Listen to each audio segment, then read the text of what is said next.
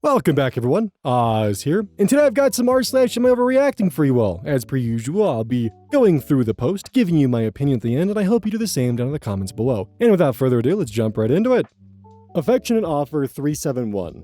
Am I overreacting for not wanting to apologize to my sister after she cried because I told her my baby isn't her emotional support animal?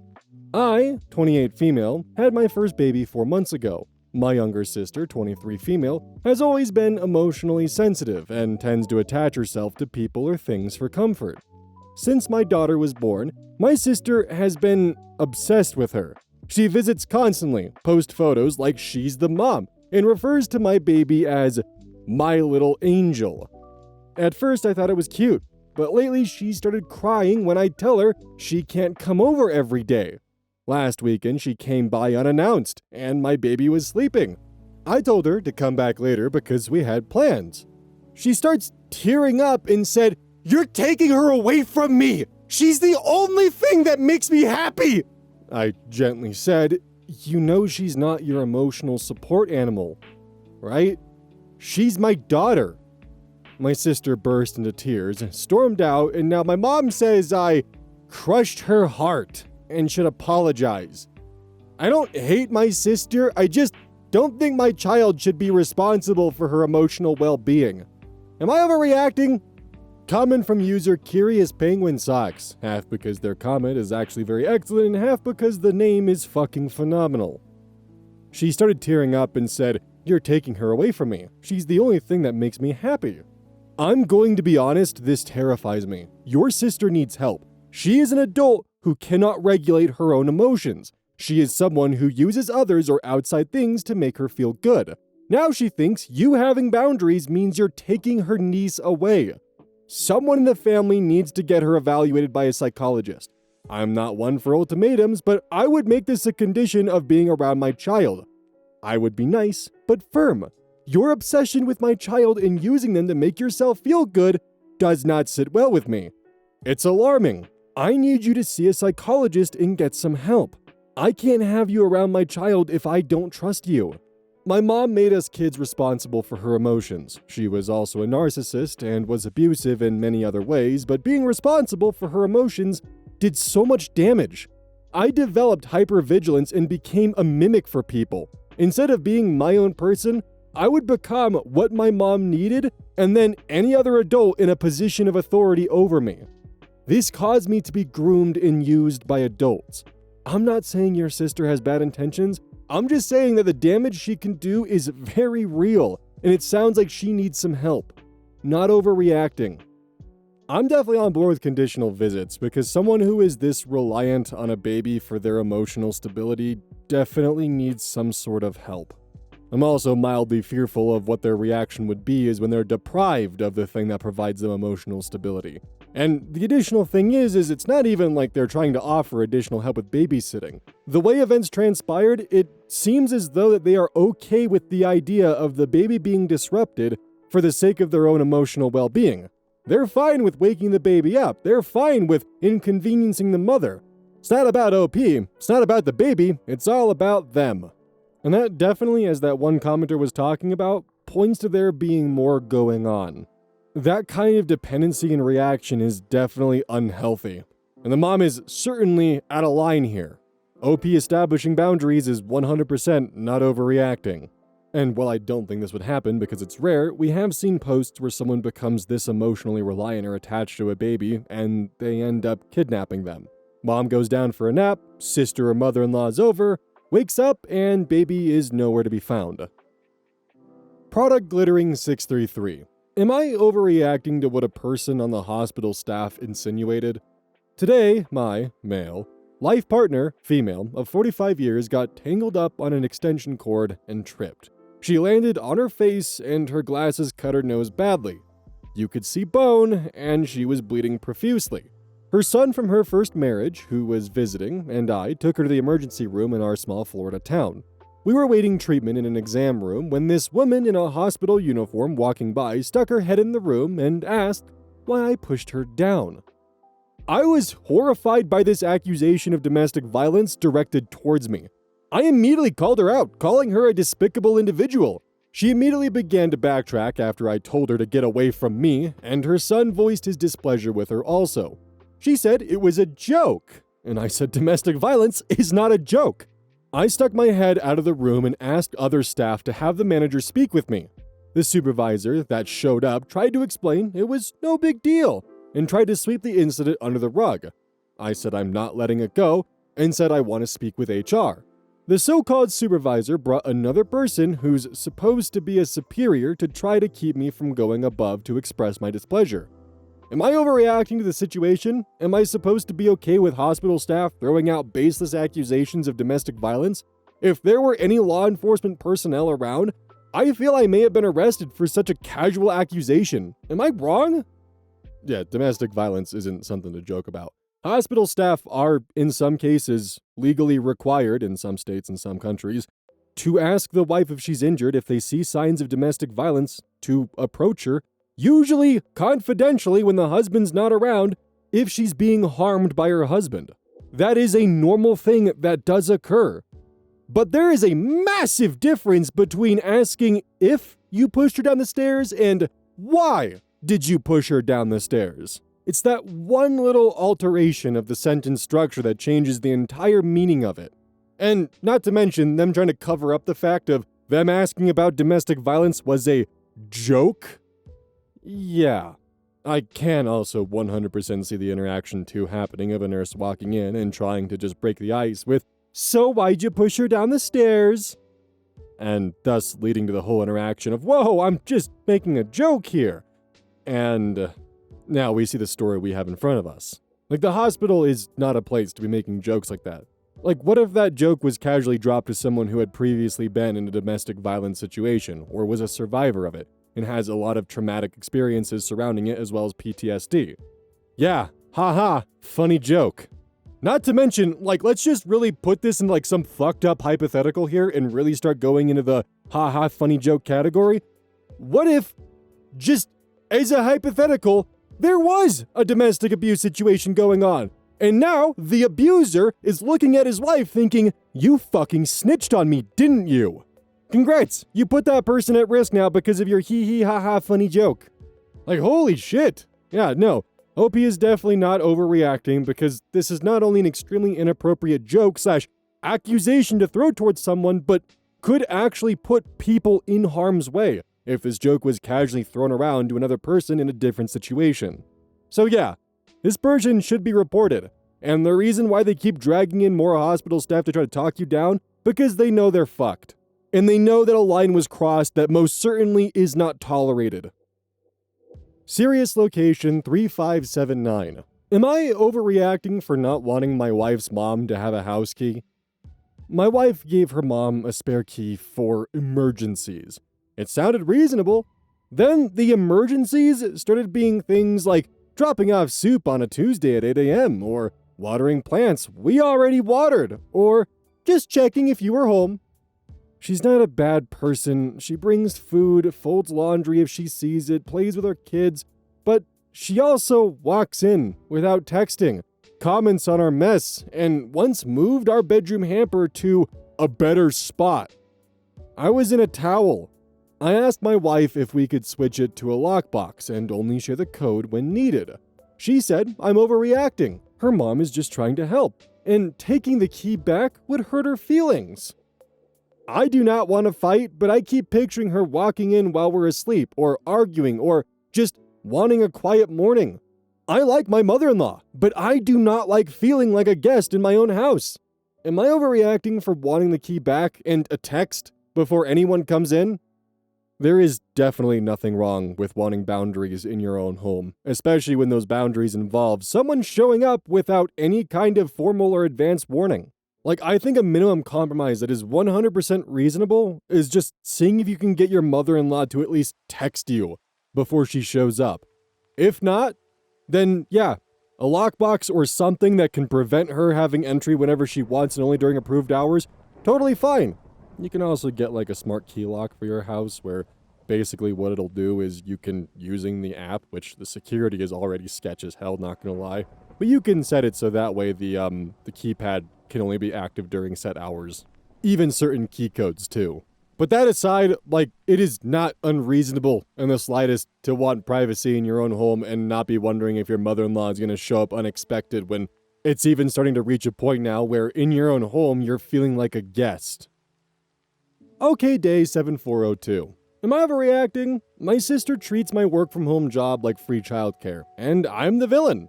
So I, 28 female, work full-time remote in a pretty demanding role. My sister, 32 female, just had her third kid and is overwhelmed. Totally get that. 3 kids sounds like actual hell, lol. But she started asking me more and more to just watch the kids for a few hours during my workday. Like, while I'm literally supposed to be working.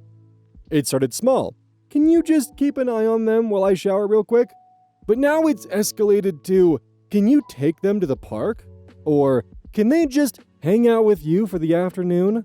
And when I say I can't, she throws out guilt trip shit like, you're at home anyway, or you just sit at a laptop all day. How hard is that? Last week, I finally told her that I can't be the default childcare just because I work from home. She got super cold and told our mom I'm being selfish and that I don't understand what real responsibility is. Our mom thinks I should help out more as family since I don't have kids, and apparently that means I have unlimited free time. Now I feel guilty as hell, but also really angry. I'm not choosing Netflix over her kids. I'm literally trying to do my job. Am I overreacting? Charge her. Next time she calls and requests, charge her. Charge her your rate that you work for. Figure out what your hourly rate is, and if she really wants you to spend your time while you're working to be watching her kids, charge her for that. Work is work, and you gotta get your money somehow. Because the goal here isn't to try and actually get her to pay you for babysitting. The goal here is to demonstrate that your time is money. It costs you money to watch her kids. Just because you work from home doesn't mean that all your time is immediately free. Your time has value, and she needs to act like it. You can also always, of course, take the approach of telling the mom to step up and watch the kids if, it's really about family, and see what her response is. And if she claims that she's working, well, guess what? So are you. Spell out to your sister and mom if they really think that you being responsible is putting your job at risk to be a free babysitter for your sister because she has poor time management. Like, that might be a bit of an undercut there, but still, if she doesn't respect your time, you don't have to respect hers. Spell it out for him.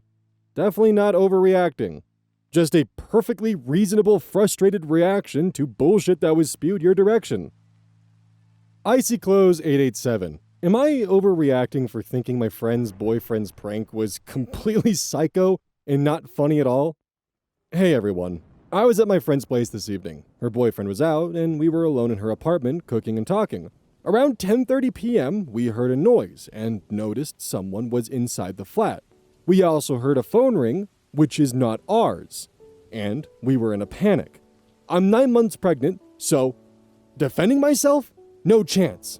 So I grabbed a kitchen knife, locked us into the living room, and called my partner to come over. He was in the area and could come by within a few minutes. We exited the living room and could triangulate the person's location to an area where her fuse box controlling the electricity of the apartment was. We left the apartment and waited for my husband to arrive. It was pitch dark outside. And then, the power went out in the house. We were in complete darkness. Imagine our terror. 2 women alone with an obvious intruder. My friend was frozen in shock and even prepared dialing the police. My heart raced, and I prepared myself to be attacked and lose my baby and my own life. Then, her idiot boyfriend comes out of the house door grinning and doing a surprise gesture like it was the funniest thing ever. Turns out he had literally been cutting the power off to frighten us. I was shaking. And he's over 40 years old, not some teenager pulling a prank, but a grown-ass man. My friend was mortified, scared, and embarrassed. But I stayed polite, even had a conversation with him afterward, pretending I wasn't upset because I didn't want to make things awkward for her. He even made condescending remarks about her dress and kept interrupting us during the conversation. It was so draining. Now I can't stop thinking about how creepy and immature it was, and I'm angry beyond words. I do not want to see this guy again and will avoid him at all costs. Am I overreacting for thinking this was completely unacceptable and not just a harmless prank? Dude's quote-unquote prank could have caused premature labor. Like, dude's a fucking idiot and could have caused genuine bodily harm that's beyond just scaring you by turning the lights off. Honestly, I have no idea how the hell you were even, polite to him. I would certainly have some few choice words for that man, and none of them would be approved by my lawyer. Let me tell you what. You're underreacting in this instance. And I think you should tell as many people as possible exactly what he did, because he deserves to be put on blast for this, and for everyone to know exactly what he did, and what he finds to be a prank. But he's lucky he didn't get stabbed or shot either, because OP grabbed the knife and was ready for it. Can you imagine if he jumped out and went, boo, or something like that, and she stabbed him? That would be horrible for the baby, on top of everything that's already happened. It would also be bad for him too. But out of all the pranks to do, a home invasion prank is the stupidest one, because it puts you at the most risk for not making it to see their reaction. Again, pranks are supposed to bewilder, amuse, or confuse, not scare someone into thinking they might lose their baby because of a home invasion. Imaginary Hotel 7606. Am I overreacting for threatening to leave my boyfriend over his secret credit card debt? So I, 26 female, have been with my boyfriend Leo, 28 male, for 3 years, and we've been living together for the past year. We've always been pretty open about finances since we split most expenses 50-50. Last week I was looking for our lease agreement in his desk drawer, with his permission, when I found a stack of credit card statements hidden under some papers. I couldn't help but to notice they were all past due notices with balances totaling over $18,000. I was shocked because Leo has always presented himself as financially responsible. When I confronted him, he completely broke down. Turns out he's been hiding this debt from before we moved in together and has been making minimum payments while telling me he was building his savings. He's been lying to my face for months about his financial situation while I've been budgeting carefully, thinking we were both being responsible. The worst part, we've been talking seriously about getting engaged and buying a house together. I've been putting away money for a down payment while he's been drowning in secret debt. God fucking damn it. I know there are mods of Am I Overreacting in my comment section who watch this channel. Mods, I found a gambling ad embedded in the subreddit. Ugh. I won a bunch of money recently on stake. I feel so betrayed and stupid. It's a fucking gambling ad. God fucking damn it! You get the patronizing voice now. I told him I needed to think about our relationship because I can't be with someone who lies about something this important. He's been begging me not to leave, saying he was too ashamed to tell me and that he's working on it. But I feel like this isn't just about money. It's about trust and honesty and winning a bunch of money on stake. How can I plan a future with someone who hides major financial problems? Am I overreacting by considering ending a 3-year relationship over this? I love him, but I feel like everything was built on lies. Like this fucking post! You gonna look me in the eyes and tell me that you think he's being financially irresponsible when you're actively gambling on stake? Also, why was that even in the post? It makes no sense. There's no, canonical reason for that to be included. It just randomly fucking slapped in there like a goddamn orphan in a blender. Why is that there? There's not even, a reason or, a crux to the story. It's not like you won a bunch of money and now he's asking you to pay off his debts. It's just thrown in there so fucking lazily. God damn. Once upon a time, you parasites were at least somewhat creative, but this is embarrassing. You go look in the mirror and you think about what you've done today. Anyways, an adult conversation time. Before you look at getting married with anyone or having any kind of long-term commitments or anything along those lines, from buying a house, buying a car together, anything, always sit down with each other and have a thorough look at each other's expenses. Through and through. No secrets, no hiding, nothing. If you're gonna get in bed with someone financially, you should be aware of everything. And if you're gonna get aware of everything, you'll see those secret debts come out in the wash, whether it's through a credit report or from the fact that he's making secret payments to an account and the savings account he said he had is mysteriously missing.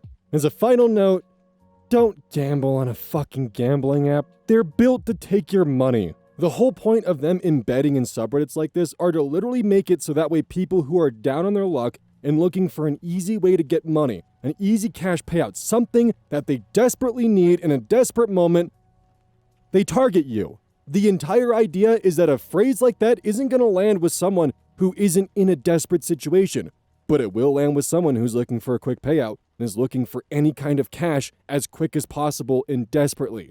So they're going to try one of those gambling ads out. And it's normally out of desperation. And 99.99999% of the however goddamn many times it's going to be, it's not going to go well. Because these companies are fucking parasites. And I know I have people in my comment section like, well, Oz, just skip them if you know it's a gambling ad. I'm sorry, but I can't in good conscience.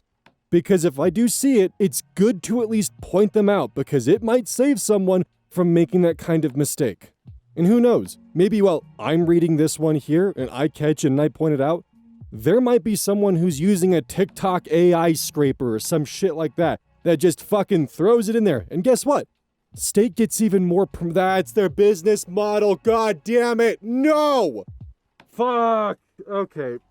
Their entire business model is probably built around the fact that there's going to be a TikTok scraper that'll put this in some viral TikTok and increase the chances of millions of people seeing the fact that there's a steak ad that was just conveniently placed in a post like this, and it's going to go over so many people's heads and do exactly what I said it would, but to a larger audience.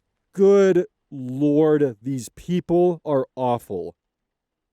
Beneficial Reach 287. Am I overreacting for dumping my 3 years girlfriend over not a date?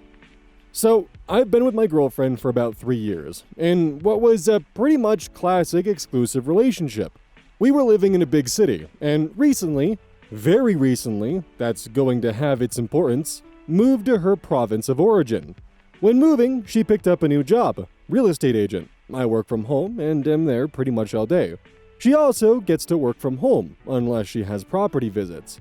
To cut to the chase, now that the setting is set, a couple days ago, she tells me she's got a visit and leaves the house at like 3:45 p.m. I finish my work at about 5, leave for the gym, train for about 2 hours, and come back around 7:30 p.m. Still no girlfriend. I don't think much of it. I shower, start prepping my food, and finally, a bit before 8 p.m., she shows up. I'm a bit curious, so I ask where she was, still at this time without thinking much of it. The clients were a couple and didn't like the first house, so they visited another one, and then another one, and then she got home.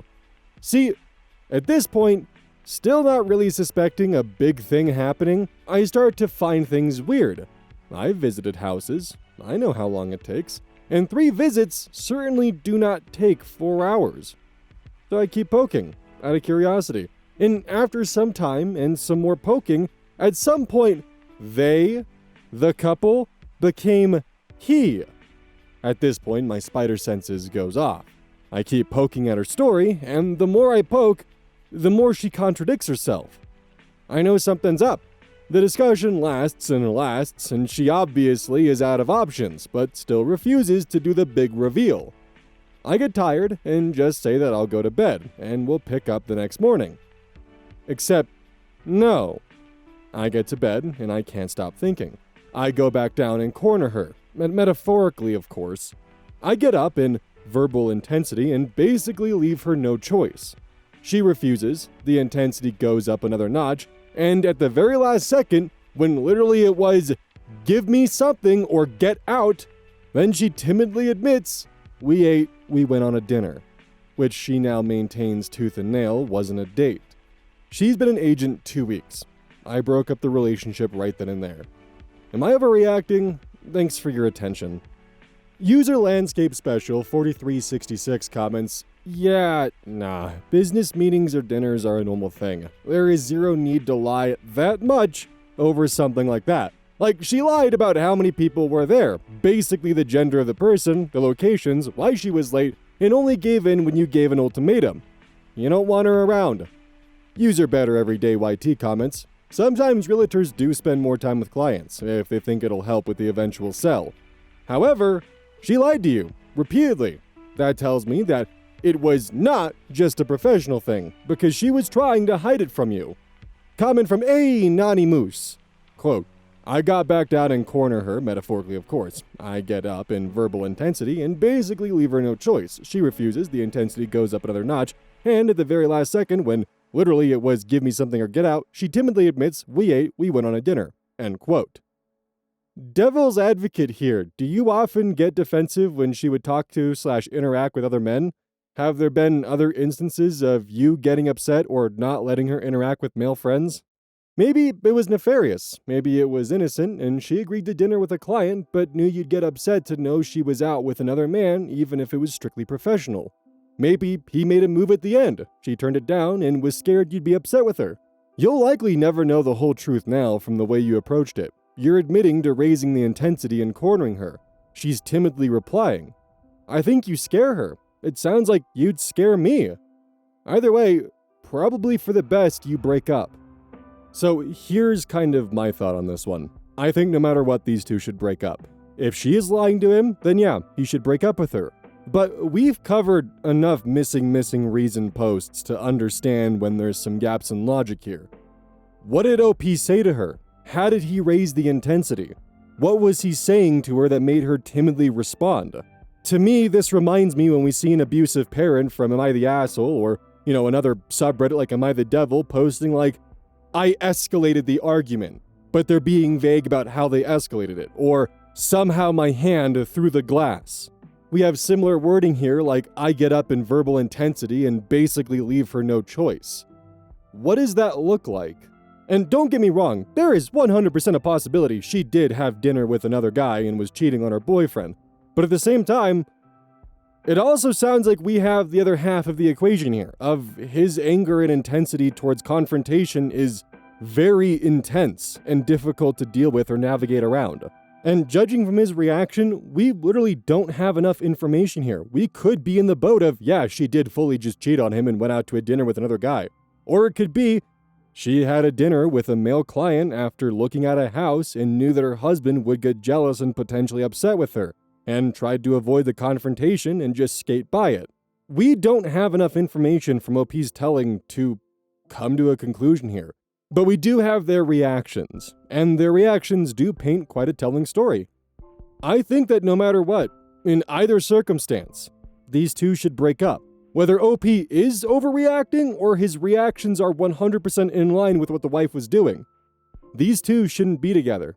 And I'm definitely going against the grain on this one because most of the comments are along the lines of, why would she have to lie to you if it was this, that, and the other thing? And it was kind of difficult hunting down comments like from Moose there, where they were actually addressing OP's language and what he was saying. We've covered tons of missing reasons, and it's kind of hard to just pretend like those aren't there and sweep it under the rug. So, I don't know. So I'm going to be passing this one off to you guys. What do you think? What are you reading from this one? Because I, for one, despite seeing the overwhelming amount of comments saying that OP is not overreacting, am finding myself on the fence for this one. FunGlove6431. Am I overreacting? My friend asked me to help her move, then got mad when I left early because she was just sitting there, drinking wine. Am I overreacting?